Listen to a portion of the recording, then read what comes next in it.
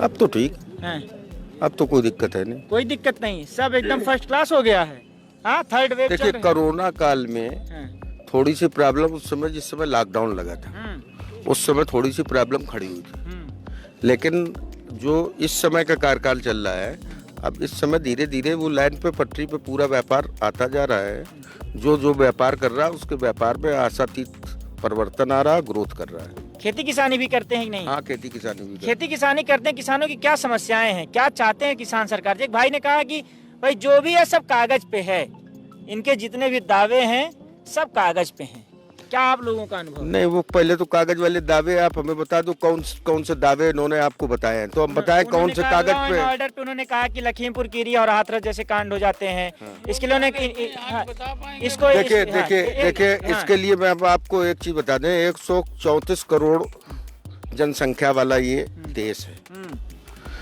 हम अपने परिवार में जब 5 भाई और 2 बहनें होते हैं तो वहाँ भी हार्ट अटैक हो जाती है, गर्मी गुरमा हो जाती है, एक दूसरे के ऊपर आरोप प्रत्यारोप हो जाते हैं। तो इतना बड़ा देश है, ये घटनाएं होंगी, लेकिन उन घटनाओं पर त्वरित कार्रवाई हो, कौन दोषी है उसके खिलाफ कार्रवाई हो, ये जो पहले नहीं होता था, ये आपको अब उत्तर प्रदेश में तो कम से कम आपको दिखाई दे रहा है।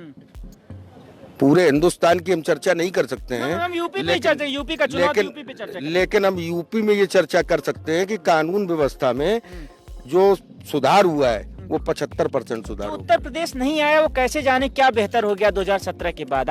देखिए हम आपको बता दें, खासकर जो पोखराया नहीं आया है, जो जैसे मैं पहली बार पोखराया हूँ, तो मैं क्या अनुभव करूँ, क्या अच्छा हुआ आपके साथ? आपको मैं ये बता दूं कि कानून व्यवस्था में सबसे बड़ी बात तो ये थी कि जो गरीब लोग थे, इन गरीबों के साथ जो अन्याय होता था उसकी शिकायत अगर ये चौकी, पुलिस, थाने, कचहरी कहीं भी जाते थे तो उनकी कोई सुनने वाला नहीं था। आज ये है कि अगर ये चौकी जाएंगे तो वहाँ एप्लीकेशन देंगे, चौकी इंचार्ज एप्लीकेशन लेगा, थाने जाएंगे इंस्पेक्टर सुनेगा, उस पर त्वरित कार्रवाई करेगा। ऐसे नहीं सुनेंगे तो थाना दिवस की योजना चल रही है। थाना विधायक जी, इस बात से लोग नाराज हैं, बड़े विधायक भाजपा के, कि उनकी नहीं सुन रहे हैं, बाकी तो चाहे सुने या ना सुने। देखिए, ये तो आरोप प्रत्यारोप जनता लगाती है ना। विधायक कोई, आप क्या ये अनुभव करते हैं कि विधायक अगर अपनी कोई बात कहे और शासन प्रशासन न सुने?